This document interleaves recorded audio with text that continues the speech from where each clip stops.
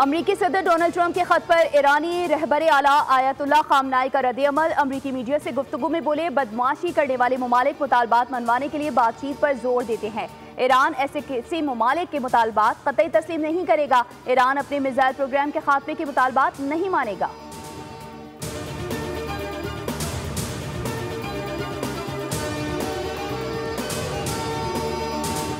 पाकिस्तान के मौशी इस्तेहकाम और बहाली के लिए पाकिस्तान के देरीना दोस्त चीन का मौशी ताउन जारी। चीन ने पाकिस्तान के जिम्मे वाजिबुल अदा $2 अरब की रकम की मुद्दत में 1 साल की मजीद तोसी कर दी।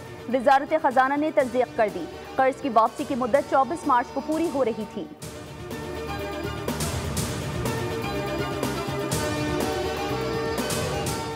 काबीना अरकान की तादाद 50 से तजावुज करने पर रिहाइश गाहें कम पड़ गईं। वफाकी वज़रा, मुशीरान और मुअव्विनीन खुसूसी की रिहाइश गाहों का मसला वज़ीर आज़म हाउस पहुँच गया। वफाकी काबीना अरकान को रिहाइश की मद में मुख्तलिफ ऑप्शंस देने का फैसला कर लिया गया।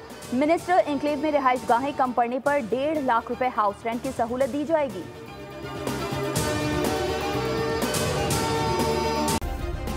सब्सक्राइब करें और बेल दबाएं ताकि कोई खबर रह न जाए।